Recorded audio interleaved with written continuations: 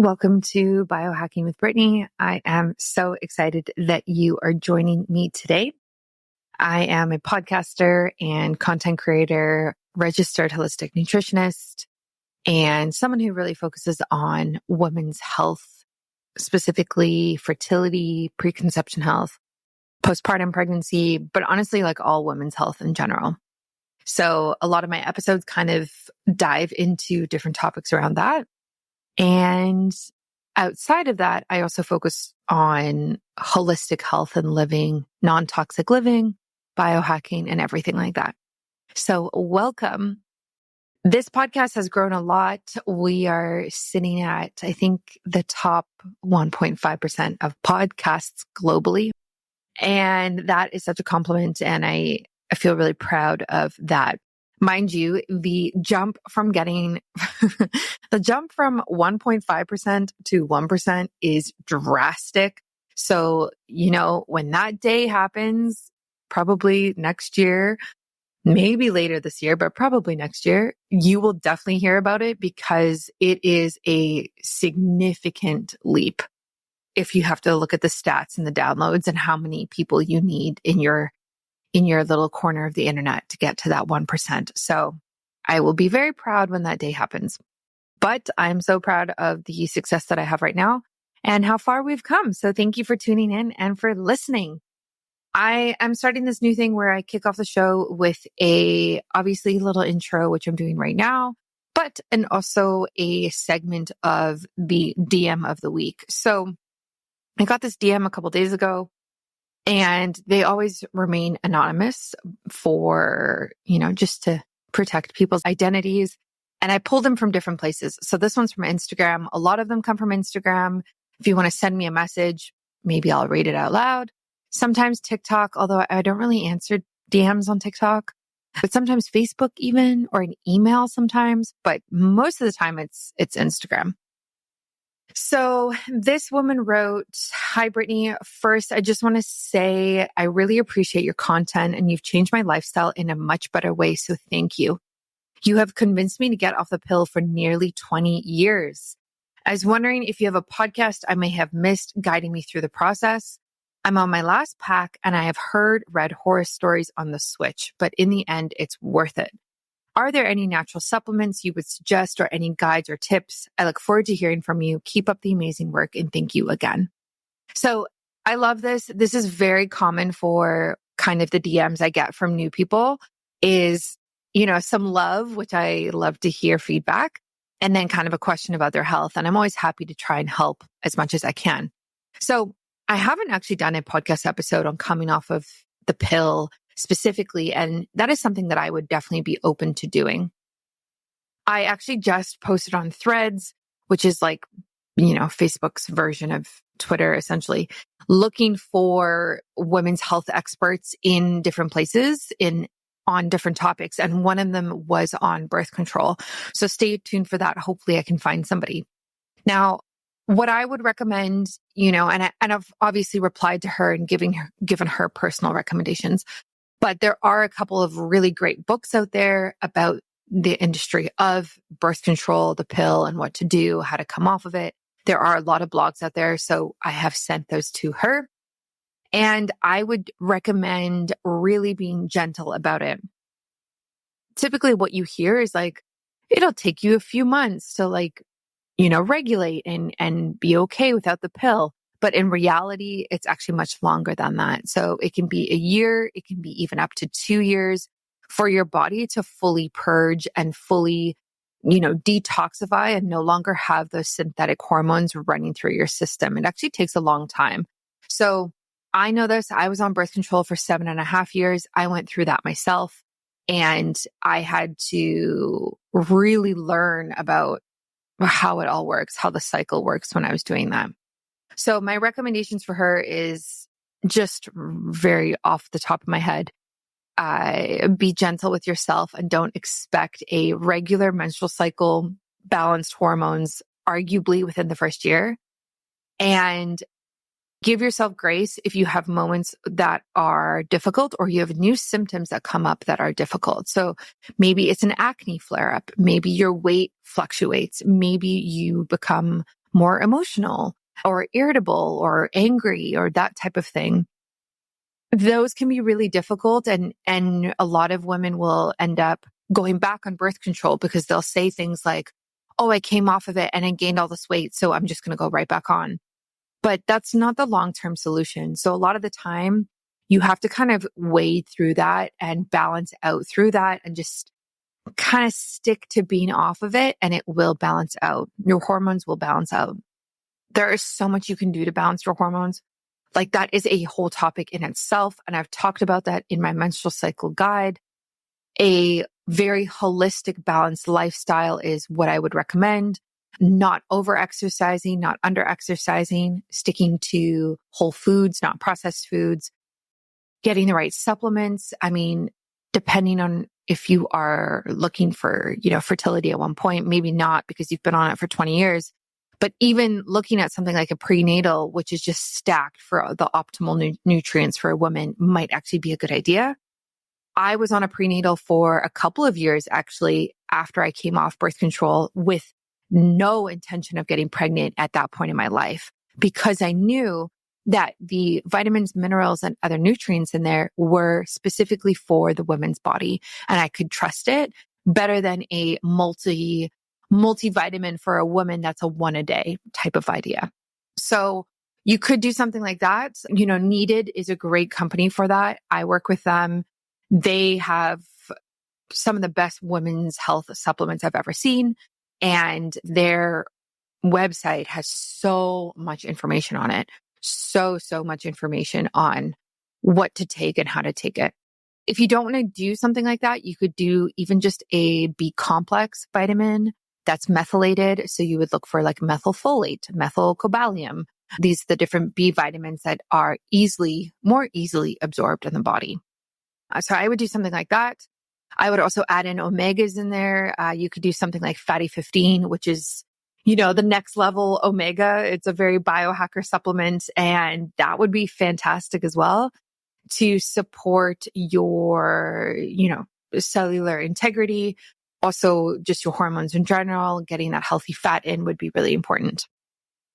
Other things that you could do that I would do coming off birth control would be detoxing. I would skip the alcohol. I would skip any type of recreational drugs for a while, just because your body is already going to be detoxing and trying to kind of get rid of that synthetic hormone. So adding in extra toxins is just going to be a burden at this time.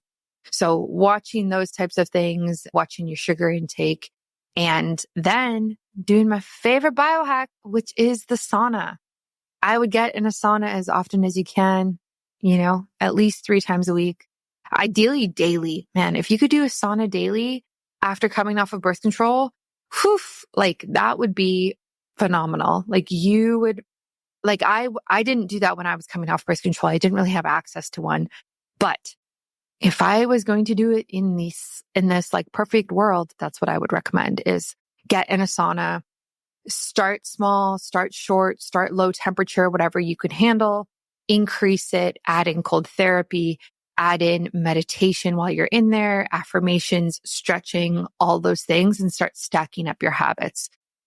When you look at a detoxing program, and some people don't like the word detoxing, but I don't really care. If you look at a detoxing program, the best ones are very holistic, right? So they talk a lot about, like I said, skipping the recreational drugs, adding in extra water, skipping processed food, eating a lot of whole foods. And they talk about exercising, sweating, going in a sauna, doing those types of things. I think that could help a lot. Any other recommendations above that? I mean, you could really go down that rabbit hole. You could do things like enemas, which a lot of people love. You could do coffee enemas. You could do water enemas, which are great for detoxing. Be careful with them, especially if you've never done one before. Do your research, watch the YouTube videos, educate yourself before doing them. What else would I do? It's very similar to preconception prep. Get out all of the plastic in your home, swap for things like glass, metal, ceramic. Yeah, just try to really eliminate anything that is adding any extra toxic or toxin burden to you. So that's kind of the approach that I would take. Slowly but surely, switch to more of a holistic, natural lifestyle and give yourself a year. If a year goes by and you are exhibiting symptoms that you don't know how to manage, that is when I would reach out to me again, or I would actually reach out to somebody who you can work with one-on-one or an expert in this space to get more help. I would definitely not go back on birth control if you can not do that. Another important note here, I guess, is the obvious one, is how are you going to be tracking your cycle? How are you going to be, avoiding getting pregnant if that's still your goal? I use Natural Cycles. Well, I used Natural Cycles, the app. I tracked my temperature every single morning. So I knew when I was going to be ovulating. I knew when my period would come. And so I've never had any issues with that. So I would look into natural ways to prevent pregnancy and to track your cycle. I think that's a really smart idea as well. So enjoy your journey. I'm excited for you. And yeah, keep me updated as you go. And thank you for the love. Thank you for all of the love and the support. I wasn't planning on really giving that many recommendations, but I kind of started talking about it and it just kind of goes. A shout out to Mimeo. Mimeo is a stack of 4 different biomimetic ingredients. These ingredients are very powerful. And like we're just talking about, they actually do help with detoxification. So they mimic a 36-hour fast in the body without you actually having to fast. So you get the benefits of things like autophagy or cellular turnover without actually having to do these extensive fasts that can be harmful, especially on the woman's body. So I love Mimeo, one of my favorite supplements I've found in the last year, and I recommend it to basically everyone. I actually recommended it to my mom recently because she was visiting. So check out Mimeo. Use my discount code biohackingbrittany in all capitals. It is on my website and linked on my show notes for you to easily find. And a shout out to Leela Quantum Tech. Like I was talking about the other day, I have set up their products in my new home and I'm so excited about it because I get to have peace of mind that I am mitigating the EMF here. So that's really nice. They have over 65 different studies that prove how their products mitigate EMF and really reduce the amount of radiation around you. So they have home products. They have body products like a little necklace that you can wear as well. I have the block. I have 2 of the blocks, and that's what I use. I use one right by my Wi-Fi router, and then I use another one in my bedroom at night. And then I also have their capsules that are necklaces, and I have one in my car and one in my wallet. So I'm kind of like, I have their products kind of everywhere so I can feel protected because I just think it's really important to be aware of the frequencies and the radiation around us as much as we can. So check out their products. I will link it as well for you and definitely use my discount code as well. They ship internationally. It can be a little pricey, so the discount codes definitely make a difference. So today's episode is all about hacking your home, but more than that, it's really about design and really how do we elevate home design in order to become healthier. This is such an interesting topic, like just kind of putting these 2 things together. I would have never really thought about this other than like lighting, which we talk about. But the way that we really get into it this week is much more significant than what I have thought. So we talk about circadian lighting in the home. We talk about things that bring you joy and why it's healthy for you and why it's great for your mental health, your inner peace and your passion. And how can you kind of start doing that in your home today? So I love this. As you know, I just moved into a new house. And so I'm thinking a lot about this.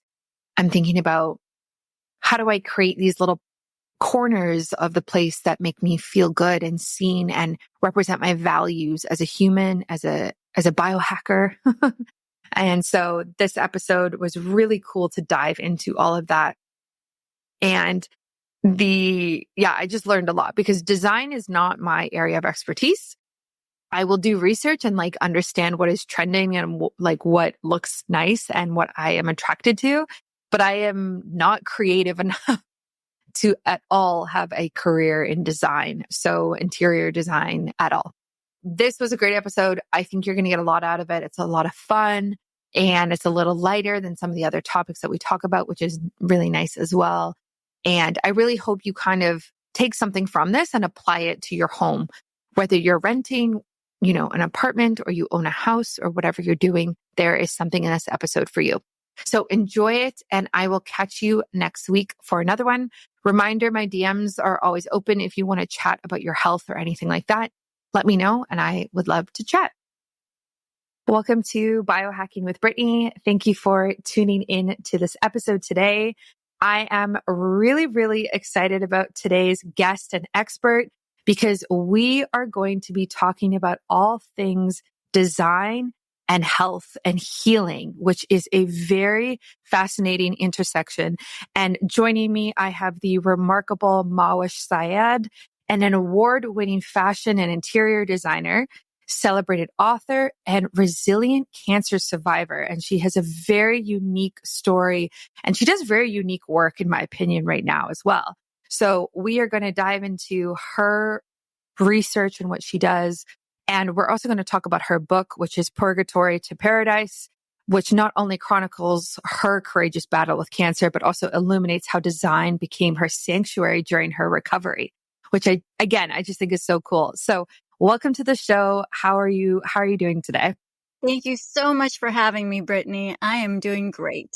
Yeah. So I would love for you to kind of take us back to the beginning, maybe even pre-cancer. Where were you at with your health and how did that kind of change once you got this diagnosis? Oh my God, everything changed. I felt like I had been abducted by Hades and taken down into the underworld, which is what I wrote. Basically, like everyone else, we try to do the best with what we can. We think we're eating healthy. We think, we're doing the right things. And, I've been a designer here in New York for 20 years, and I was just going along my merry way, and it was just a routine mammogram. So there was nothing to really warn me what was going to happen. And so suddenly I found myself completely immersed in the shadow side of life, because life as I had planned it suddenly was no more. And I had to grapple with, the idea that I was doing the tango with death. Wow. And so what kind of happened at that point? Like, what was your first step towards this idea of maybe more holistic, environmental healing? Well, it's so interesting because I think sometimes, and I'm going to use the gardening analogy, the seeds are already planted and it's what we water. They're already inside of all of us. And I call them my pomegranate seeds of wisdom. And so I was actually employing a lot of these things as a designer. Like, I have been creating beauty my whole life. And what I realized was that while I was going through cancer treatment, cancer changes your self-concept. It changes your looks. It changes your body. It changes your ability to interact with the world. And I think for me, it was about grounding myself into my parasympathetic state, which, you're in a trauma response when you get a diagnosis like that. And so during cancer treatment, I started using what I call my rituals of reverence. So, for example, when I was going through chemo, I began to, really celebrate the things I could imbibe, the things I could eat. And, I would take pansies and violas from my garden and garnish my simple sliced banana. I would use my best dishes. It's funny. My book is called Purgatory to Paradise because I realized that so many of us, including myself, I was living in a form of purgatory. And that means, I'll celebrate this when I get that, or I'll use my best dishes when I have this special occasion. Well, guess what? That special occasion may never come, or you're in a bad relationship and suddenly that person's pushing the goalposts. I had one more, milestone, another milestone. So suddenly you realize all of these things play a part in creating our purgatory. I mean, you were just telling me before we started that you moved from an apartment to a house. So many people who are renting don't put holes in the walls. They don't commit to the space they're in because they feel like, oh my gosh, well, I'll decorate it like I want to when X, Y, and Z, when I move out, when I get this permanent thing. And I think living a life, and this is all a part of this journey, our life is lived right here, right now. And creating your paradise means designing the most beautiful way to live right here, right now, no matter what you're going through. And especially when you're going through something like cancer or any other illness, you need beauty the most. Let's talk about Mimeo, a breakthrough longevity supplement that hacks your biology to help you look and feel younger. It was created by PhDs in nutrition from over 7 years of clinical research, and Mimeo was designed to mimic the longevity benefits of fasting in a simple daily pill. Not only has Mimeo been shown to extend lifespan in animals by 96%, but users have been able to take as much as 2.5 years off their biological age in just 8 weeks. How? Mimeo's groundbreaking biomimetic formula uses a patented blend of all natural metabolites that work together to help your cellular health from the inside out. First, there's OEA, which is a metabolic supercharger clinically proven to help control appetite and promote fat metabolism, so you can crush those cravings and silence food noise throughout the day. Then there's spermidine, the cellular autophagy activator, helping clear out cellular junk to boost cognition, clear brain fog, and refresh your cells. Next, there's nicotinamide, a broad-spectrum NAD+ booster that's been shown to improve everything from metabolism to skin glow to immune health. And lastly, there's PEA, one of the body's most powerful rest and repair molecules that helps control inflammation, relieve discomfort, and enhance recovery so you can get that youthful energy back. Mimeo is designed to work like a super fast, super efficient fasting diet, but without actually having to fast. It's all about tapping into the power of your own biology, giving your body the cheat code to work its best, making you feel younger and healthier today. You can try Mimeo today. Use my discount code at checkout, which is biohackingbrittany, and you can get all of these benefits in a simple supplement today. Again, that's biohackingbrittany in all capitals. So definitely try it and let me know what you think.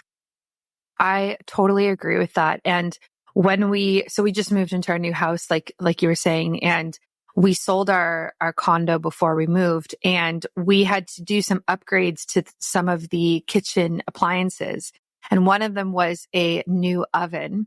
And it's so interesting because we had this old broken oven with a broken handle for like a year, and I was like, oh, we don't need to buy it. It's fine. Like this could still work. It was literally falling apart. It was like 20 years old. And then we decided to sell our place. And so we had to upgrade. We had to upgrade the appliances. So we get this brand new oven, and it's like convection oven. It's beautiful. It's digital. It does all these things. And then I got to like experience it for a couple of months before we sold the place. And it was exactly like you said. I was like, why didn't I buy this a year ago? I could have enjoyed it. I could have made my kitchen more of a paradise.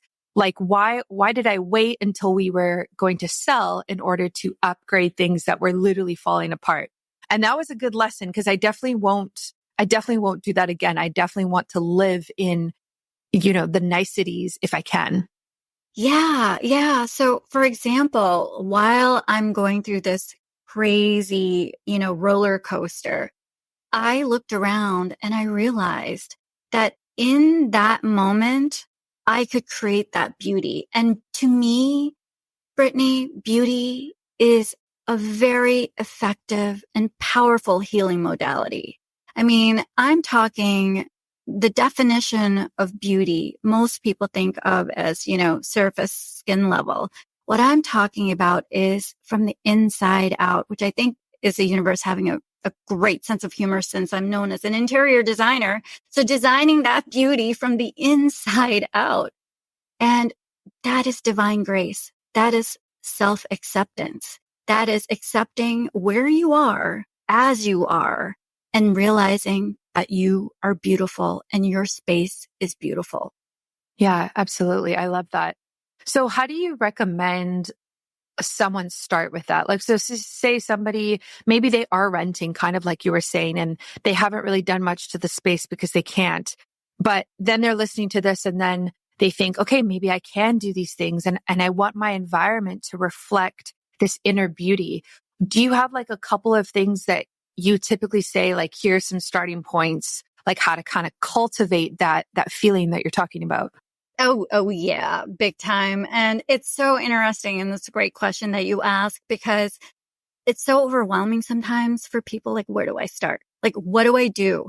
And the number one thing that I think is really everyone has access to now. Everyone has access to paradise right here, right now. And I want you to think about, for example, when you were 6 years old, what colors did you love? A lot of times when I'm working with clients, they're so afraid to choose color because they're choosing the safer option. Again, I call that kind of a purgatory. So that paradise is kind of remembering the things that you used to love before it was a trend, before it was in fashion, before suddenly you have to adult your way out of it. Think about what you truly love, and color is the fastest and easiest way to gain that paradise. And I'm not just talking about repainting. I'm talking about simple accessories. For example, you can even shop your closet. Go into your closet, take out your scarf, wrap your pillow on your sofa, which I call, your sofa's like your little black dress. So your pillows are like the scarf or the accessories for you dressing that up. And so even if you don't want to go out and buy a pillow cover, go into your closet, wrap scarves around that pillow, try different colors out, try different textures out, and see what feels good against your skin. I ended up really grounding into my 5 senses, and my 6th sense was my intuition. So letting yourself follow your intuition and like what feels right for you. It may not be in fashion. Scrap, the magazines. I'm being kind of, I'm a tastemaker and I'm telling you to scrap the magazine, but it is really important for you to ground into your authentic self. And it's funny because my subtitle of my book is How Cancer Helped Me Design an Authentic Life. And yeah, I've been an image maker and I've been a tastemaker for so long, but the number one thread that goes in and out of my life and my design career is finding that authentic resonance in each and every single one of my clients to be able to find that beauty within them and to draw it out. I love that. I think it's very inspirational. And I would love to, dive into kind of your client work in general. And I wonder if you have any specific projects or clients that come to mind where maybe you have worked on a certain room or maybe even the whole house or apartment, and you've seen a significant, profound impact on their well-being after you've helped them kind of cultivate this inner beauty. Like, have you been able to be like, wow, you were like this before and now you're like this. And that's a direct relationship to you changing your home environment. Your home is your healing sanctuary. That is your oasis. And I think we underestimate the power of our homes. And, I liken, your body is an ecosystem of intelligent cells in a community, right? And your home is also intelligent and it's communicating with you, with your body at all times. And for example, when I went back after cancer and I became certified in applied quantum biology, I started looking at homes from a quantum lens, from a circadian standpoint, and realizing the importance of light in a space. It's one thing to say, it's beautiful, but there is a cellular alignment that I find incredibly beautiful and powerful. So in terms of clients, being able to just simply open their window to bring that light into a space and use my designer's tricks, it's like when they walk in, they're in their paradise. And you know what? You are completely transformed. You're able to enjoy yourself and your environment in a way where you're not waiting to live. You're not waiting for the next thing to happen. You're actually present. And that level of presence to me is paradise. Yeah, I couldn't agree more. You mentioned quantum biology. For those who don't know, how do you define it personally? And how does that kind of tie into making a beautiful home environment? Thanks for that. Life is about energy. And, before we go woo woo, I just want to use an analogy of your car. Biohacking our way into trying to find the right fuel for that car, great. But if you don't know how to drive that car, then no matter how much premium fuel you put into it, you crash that car. So learning how to drive that car is really important. And what we do to gain that wisdom is through recognizing that life is energy, and that on an energetic level, if we can optimize our bodies through our environment, we can actually optimize our health. And that is huge, because there's another, like a pragmatic side, which I also did, which was audit my space after cancer. I looked around and I looked at the materials, the walls, the paint, the things that I was eating, the carpet, all of those things. I audited that. And I actually have that in my course for everyone to audit and also swap out. But on a quantum level, that means on the most minute energetic level, we can access resonance with our environment. And how to do that, that's like my life's mission, Brittany. That's what I love doing. It's so delicious. I love that. It's so delicious.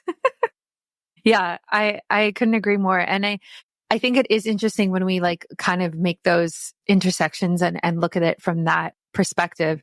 And I love as well that you talked about circadian rhythms, because this is so important. And I wonder, I'm just thinking about the different homes and like apartments and things that I've been in. I always notice the light. I always notice, where does the sun rise? Where does the sun set? And how it energetically makes me feel. I have a girlfriend who has a ground floor apartment, and she gets like basically no sun. And so there's only one wall of windows in this place, and it's a 1-bedroom, and it's every time I go there, I get it. Like it's like a cheaper area of Vancouver, and whatever, these decisions I understand, but I just can't help but feel like, how do you feel awake? Like, how do I wake up and feel energized? And I contrast it to my current house that we just got, where I get to see the sunrise. So I opened the curtains this morning at like 5:55 a.m. and I see the sun, and I'm like, wow, today's going to be a great day. Like, I feel so good. I feel so aligned. And it's like, I don't know. I don't even know what my question is, but how do we prioritize that? I guess when we're moving is easy for us maybe to see, but maybe the average person doesn't really even consider that when they're looking to move somewhere. This is really interesting. So I grew up in Pakistan, and Islamic architecture and Southeast Asian architecture has ancient technologies that have been employed throughout generations. And so having a central courtyard, usually it had a water feature, usually it had plants, and that's where we congregated. That's where we ate our meals. And the other rooms were on the periphery. So a lot of times we were underneath the sky. Most meals we were underneath the sky. And during the summertime, we would sleep, outside. So it's so important to recognize that a lot of humble places are the richest. And I think, I deal with people who are really affluent, and it's so funny that a lot of expensive homes are actually really toxic for you. Like, for example, a smart home with all the Wi-Fi that you're like constantly being marinated in. It's actually worse than something that's even more humble. And I think we have to get down to basics. And let me explain it this way. If you think of your human existence as a species on this planet as a 24-hour clock, electricity has only been around in the last 30 seconds of our existence. For the other 23 plus hours, we have lived by the rhythm of the sun. Our biology is inherently tied. Our biology is ancient, and it is inherently tied with the seasons, with our climate.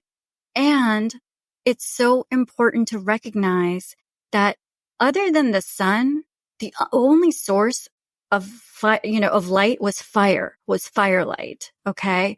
So according to, I don't know if you know this, but, and I talk about this a lot, but candlelight at night, instead of being, marinated by the blue screen of your television. But if you use candles and start to give your body signals that it is winding down and you're back into a parasympathetic state, you can get a better sleep. And by the way, there are studies that show the correlation between the wrong light at the wrong time and cancer. So it's so important to recognize that we can design a home that is in tune with our biology on a circadian and quantum level, on an energetic level, because at the end of the day, Brittany, we are light beings. We have photoreceptors in not just in our eyes, but on our skin. We are able to communicate with the world. Our body is communicating with the world, whether we are conscious about it or not. And I think so many modern diseases are a result of lifestyle. And I just want to mention, most cancers are epigenetic. Okay. Over 70% of cancers are the result of your environment and your lifestyle, which is great news because that means that you have agency. You have the ability to create and design your environment so that it is in alignment with your biology. And by the way, our bodies, the divine intelligence of our bodies, we strive for homeostasis at all times. Our bodies are trying to get back to that level of homeostasis, of equilibrium. And I think designing a space for you where it's in alignment with your beautiful, ancient, intelligent biology is utterly my pleasure. If you're like me, you are thinking about your energy field, you're thinking about radiation, EMF, and 5G around you. And honestly, you're kind of worried about it as well. What if I told you you could just get a product, put it in your house, set it and forget it, and know that you're actually reducing the amount of EMF and radiation around you? That's where Leela Quantum Tech comes in. Their products actually neutralize EMF, even in electric cars. And this is so, so important because we are so bombarded with the amount of EMF and radiation in today's society. So their key product that I love is their Infinity Block. And it has actually been proven to increase ATP production, which is the energy in our cells, by 20 to 29%. So this really, really does matter. Leela Quantum Tech has over 59 studies, and they actually also have another 6 in progress. They are randomized, placebo-controlled, and double-blind studies proving the great benefits of their products. I really suggest you get this Infinity Block. If you can get something that you can put in your house and say, hey, this is actually helping to neutralize how much EMF me and my family are exposed to, it just makes sense. Why would you not want some sort of safety measure like that you can count on? They also have a Heal capsule, which is like a little capsule that you can bring with you anywhere you go. And it does this same thing, obviously to a smaller degree and smaller circumference around you. So I like to wear this when I go on planes because there's so much radiation on planes and EMF. And I like to wear it just in general when I travel. Their products have been proven to optimize HRV and improve your blood and obviously ATP production, like I said. So that's what I would do. I would really recommend looking into how you can manage your quantum energy field better, because this is such a key aspect of optimizing your health. You can get a significant discount through the link on my website and also in the show notes.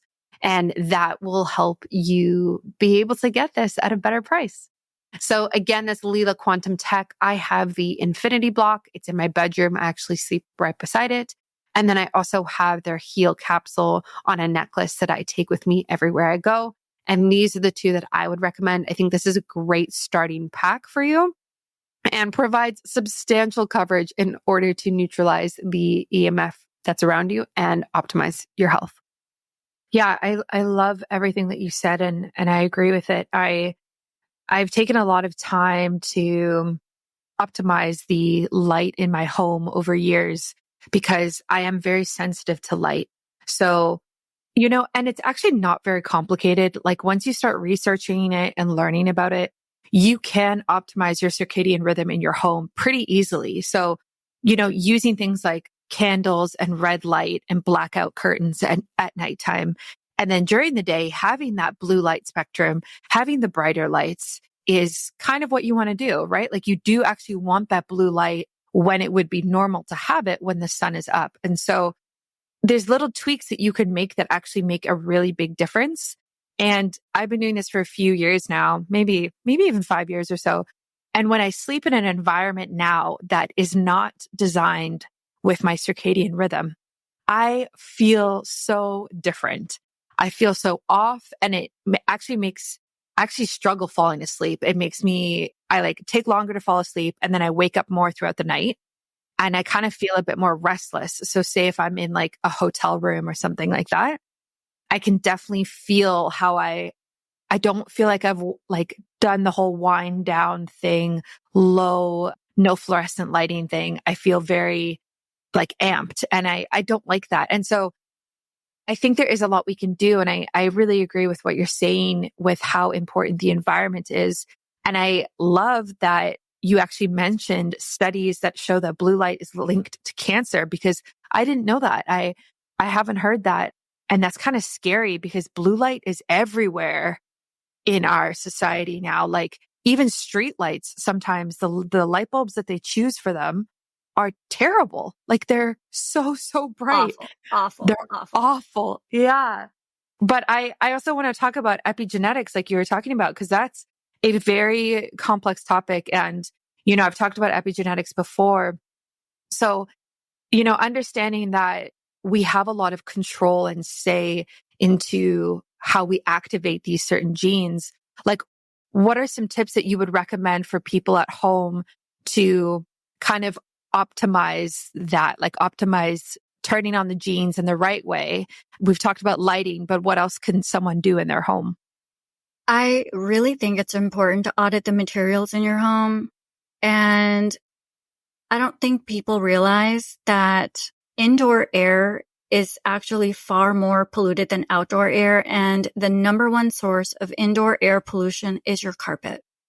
And so if you look and see what's under your feet, and, right now these days, there's a lot of really clever marketing for pet friendly and washable and, anything that's pet friendly and washable and, machine friendly is code for toxic because usually that means that you're using polypropylene or nylon or a synthetic carpet.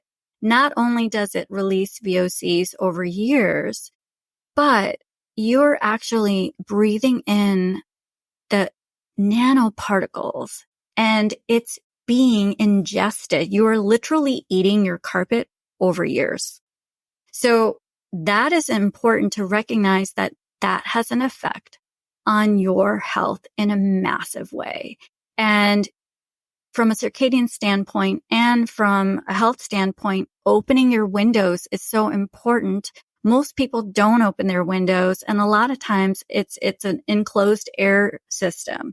So if you can, you're opening your window to increase air circulation. And since sunlight is not polarized, it bounces off surfaces. And by the way, Brittany, I have like great designer tricks where I bring in sunlight into a dark corner like a vampire hunter. And I try to use mirrors and ways to reflect that light into a dark space. But just being able to open your window helps your health. And those are those things are for free. Yeah, I love that. What do you think about people who live in cities like New York City or something like that? Would you still recommend they open their windows if there is a ton of like traffic and pollution outside, and then maybe even noise that could be stressful for them? I live in New York City. You're describing my life. My windows are open year round. And it's funny because there are birds that are seasonal migratory birds. And I know like when they've come back in, it's May, and I hear a certain thrush or a warbler coming through, which, by the way, those blue lights that you mentioned, those street lights, they've screwed up so many migratory bird patterns because they're so effing confused, and they're like, they don't know where they're going half the time, including office buildings that are lit at night, which is a major waste. But that said, city life, I still think indoor air pollution is a hidden killer. Open your window. The circulation is actually way better for you than to keep that window closed. I think that's a myth. And I really emphasize that everyone living in the city can still have a healthy life. Okay. The number one thing you can do, and you know this probably, and you talked about waking up so early, is to be able to see the sunrise and to start the cascade that needs to happen on a metabolic and hormonal level to begin that process. So that way, when you do eat that off meal or whatever, I think we've become a society of like biohacking our way out of death. And I just want to make sure we're clear. In my book and what I write about, death is not the enemy. Death is not the villain. Okay. Death is actually a messenger, and a life lived in fear of death is worse than death itself. So fear is toxic. Fear is not a good vibration. And so raising your vibration means being able to celebrate what is in front of you and figure out creative ways to create that paradise that is in the middle of Gotham, that is in the middle of street noise and all that. And by the way, street noise, yes, there's junk light and there's junk sound and junk noise. But at the same time, there's ways in which you can play, for example, the sound of the ocean, which is incredibly soothing for you. Why? Because it mimics your brain waves. It puts you in a theta brainwave state. Or sound of rain, sound of birds, all of those things are really important for your nervous system, because bird song actually soothes you, because for millennia, a bird singing meant that that environment was safe. And so we're actually still attuned to these sounds that I think are really important to recognize. So whether you play music, whether you have birdsong or ocean or rainfall, I think it's important to add that as a layer, just like you would add a layer of wallpaper to your environment. It's a layer of sound that you can add in to help your nervous system. I love that. That's such an interesting point, that like when you hear birds singing, it means the environment is safe. I have I just got one. I got a little noise machine. It's like a white noise machine. So it has white, pink, and brown noise. And then it has natural sounds too. So it has the ocean waves, and I think it has like a river, maybe rain, something like that. And at nighttime, I use the ocean waves, which I love. And in the morning, in this new location that I'm in, I sleep with my window open just a little bit. And I actually turn it off, and I lie in bed and I listen to the birds outside, and it makes me so happy. Like I feel so calm, and again, just like excited for the day and peaceful. And it makes sense that in my biology, like what's registering in my brain is, this is a safe environment. This is a calm place for you to wake up and be in. And so now I'm going to think of that, tomorrow morning when I hear it, because again, I really just love this idea of bringing nature into the home and us being able to benefit from it. Speaking of which, wonderful. I'm so glad you shared that. Biophilia is something that I design with, and that is basically the science of how nature affects your biology. And what's really interesting about biophilic design and what they're discovering more and more now is that having nature inside your home, I mean, think about it. Paradise is a garden, Brittany. I mean, there's a reason why we're attracted to green. You know, in Islamic mythology and Islamic folklore and in the Quran, green is the color of paradise. So it's no coincidence that plants really are wonderful for you on so many levels, including obviously filtering air and VOCs. But did you know there are studies that show that looking at leaves and think about, you know, are there any right angles in nature? I mean, leaves have curves. They have a multiplicity of shapes, and it actually is so soothing for your nervous system as you gaze upon leaves. And there were studies done in hospitals where they even had, for example, a photograph of nature and then artwork of nature and then like a Jackson Pollock, you know, abstract art. And the recovery rates were increased by 30% in spaces that had biophilic art in that hospital. So it's so important to recognize that we are inherently, again, inexorably married to plants and nature. And it's important to bring that back into our home instead of separating it out and creating what I call these living sarcophagi. Like we're entombing ourselves in these spaces and keeping ourselves separate from it. I happen to think allergies, for example, even this idea of allergies, it's almost like bad marketing for plants most of the time. And it creates this kind of us and them situation where we have to kind of sequester ourselves away from something that is falsely being scapegoated, actually. So it's so interesting to think about. And by the way, during the pandemic, there were studies that were done that, you know, during this epidemic of loneliness, even taking care of a houseplant helped alleviate depression and anxiety. That's not surprising. I mean, it is surprising, but not surprising. Like, I just feel like whenever you take care of something other than yourself, there is that element that you get that boosts your mental health, whether it's a pet or a kid or a plant or something like that. Like there's something about tending to something and caring for it in that way that I guess feels natural to humans and feels, yeah, like alleviating of these symptoms of anxiety and depression, like you're talking about. And I love plants. I think it's so important to have them in the house. We have several, everywhere.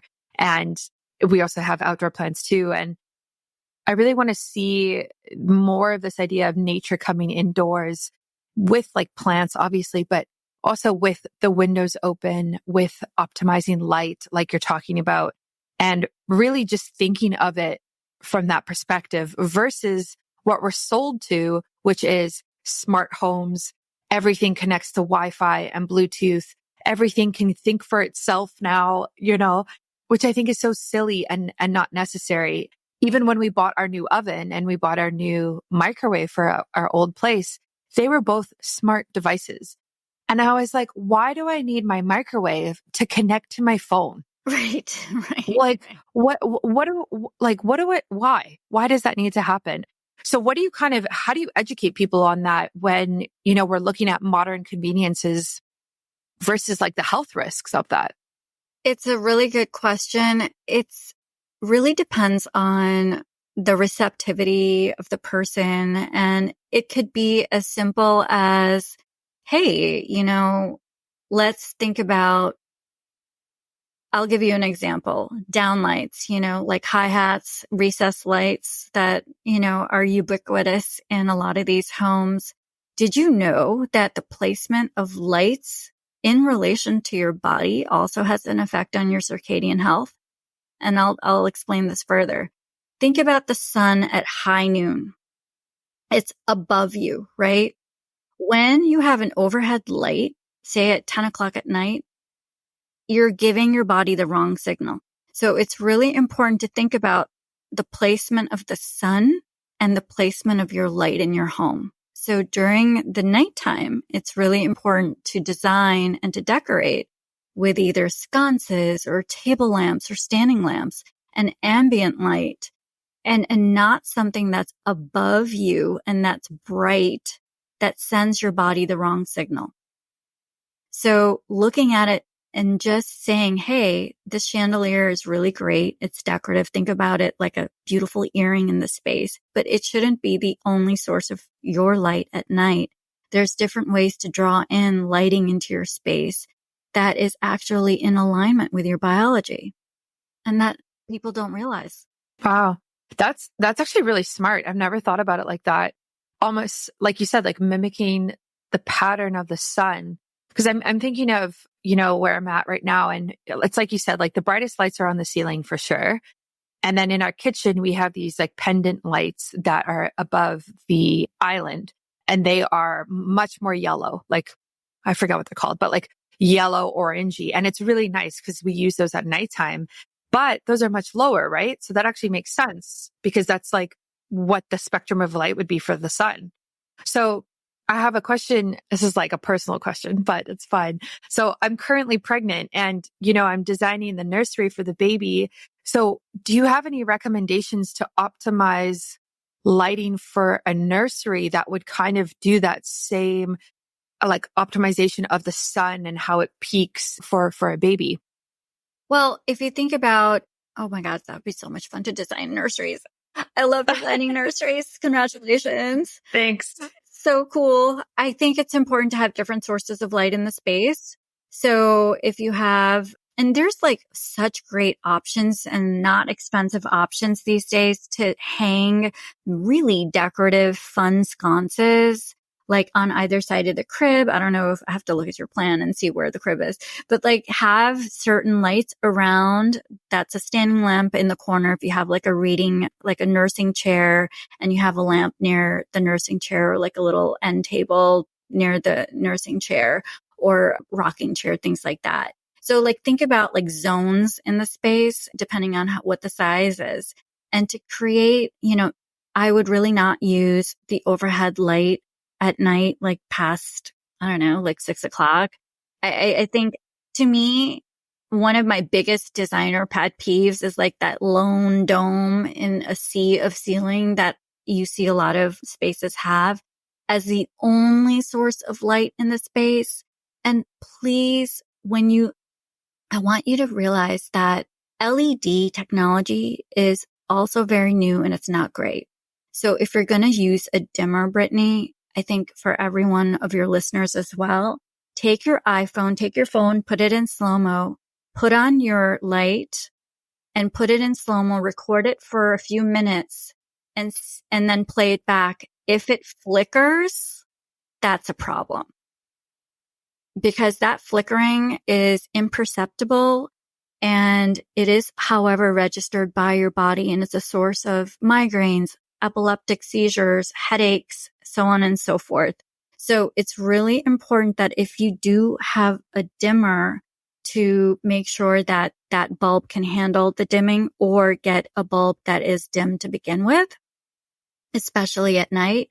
And I would also experiment with lampshades, like different colors that have a soothing glow at night that you keep that room kind of ambient and dim and not so bright at night. Yeah, I love that. And it's what I've been thinking about too is like, it's very typical, right? Like a bedroom comes with like a flush mount against the ceiling. And so it's like, okay, how do we operate in here in the middle of the night when I'm getting up to breastfeed and we need some sort of light, but I'm not going to put on the big light. Absolutely not. And so I've been thinking about like red lights and should it be a standing lamp? Should it be, something on the table side that's right beside the glider chair? And especially as we talk about like the eye height and the different levels, it really changes how I look at it now because I want it to be as circadian friendly as possible. And I love what you said about the flickers because I have done that trick on my phone before and it's shocking to see what flickers. And I've had lights flicker on slow-mo, even when it's not on a dimmer. And I don't know how that works, but that kind of tells me that, we really should be looking at things much more closely than we probably are. Yeah. Yeah. It's such a, again, these are simple things, but they're so important. And a lot of times, again, so far I'm not pleased with any LED technology we still have a long ways to go. A lot of times things that are marketed as good for the environment are actually not good for our health. And that's what I'm discovering right now is we're living in an age where the technology is before we're even testing it out, it's out there, it's on the market, and literally we are the guinea pigs. I mean, there's going to be studies like 50, 100 years from now, and they're going to be like, oh my God, this crazy Wi-Fi thing that these guys have been experiencing. I mean, if you even look at the history of electricity, and they were doing like shock therapy with electricity when it first came out. So it's so interesting. It's that same enthusiasm. Exactly. Yeah, it's like that with a lot of things these days. Like technology is advancing so quickly that how can research possibly keep up? Like how is it possible? Even when you think about radiation and EMF, and we kind of understand that, and there is research, but again, it's not like it's applied to homes right now. It's not like we're actively thinking about that. And then, there's all of the EV, like electric vehicles now, and all of that. That makes me think about EMF, and it's in our environment again. And yeah, it's a lot to think about, especially when, again, we go back to this idea of epigenetics and how important our environment is for our health. Like we can't just ignore this and then get sick one day and then say, oh, I don't know why this happened, when you're living in a smart house and every appliance is plugged into your phone. And you know what I mean? Like there's cameras and Bluetooth and iPads and TVs and everything. Like it's a lot to think about, but I think it is important. It's so funny you mentioned, I do reels and reels about how smart homes are not so smart. Like I'm constantly talking about this. And again, think about it this way. Two things I want to mention. And yes, it's overwhelming. One, I would recommend that you look at what happened. I don't know, go back 1,000 years and see what people did. Because a lot of the technologies were very sophisticated, but really simple. I'll give you an example. From Southeast Asia, there's an architectural term known as jali. Jali is a perforated screen, and usually it was carved out of marble or sandstone or some other kind of stone. And the way that the palaces were designed, they were able to harness the flow of wind and create air conditioning, like ancient air conditioning. And right now, all of this is coming back with a vengeance. I mean, they're using this in Abu Dhabi and other places that actually need not to load up the electricity, but to figure out architectural ways to create cool. So think about what your ancestors did and look back on that as your roadmap, number one. Number two, yeah, those studies are going to be, long after we're gone. Listen to your intuition, Brittany. If something is telling you not to turn that light on overhead, listen to yourself. Listen to what that quiet voice inside of you is telling you. And I think that's so important. That's your sixth sense. And we are being kind of, we are told to not listen to that sixth sense, to listen to the studies, to listen to this authority. And you are your own authority in your life. You're at the helm of your own ship. And it's so important that you have the power to create those environments for yourself, to make those decisions for yourself. So it's important to empower yourself and let yourself have that. Yeah, I love that. Tapping into your intuition is so key for that. And I notice that as well. Like I notice when I walk into a room and I have like this urge to open the window, and then I open the window and I feel so much better. And it's like, okay, that's my intuition being like, let's get some fresh air in here. Let's like clean this air up and make it better quality. And then you do it. And obviously you feel better afterwards. So I think there's a lot to be said about respecting yourself, and kind of tapping into that. So yeah, thank you for saying that. If people want to reach out to you and work with you, how can they do that? And how can they connect with you? Because I definitely think there's going to be some people who are going to be wanting to know more from you. Thank you. I'm really out there on IG, on Instagram, which is Mahwish_Syed_designs. And, I don't gatekeep. Whenever I hear about a study, I love sharing it. And if you want, an audit list, if you want to know how to design your home from a quantum level, if you want to figure out how to have a healing beauty modality, go to claimyourparadise.com, which is one-stop shopping for all of these things. My portfolio is linked on there, and my interiors website is msd-ny.com. But Claim Your Paradise is your way to your paradise, and it's really accessible, attainable right here, right now. I love that.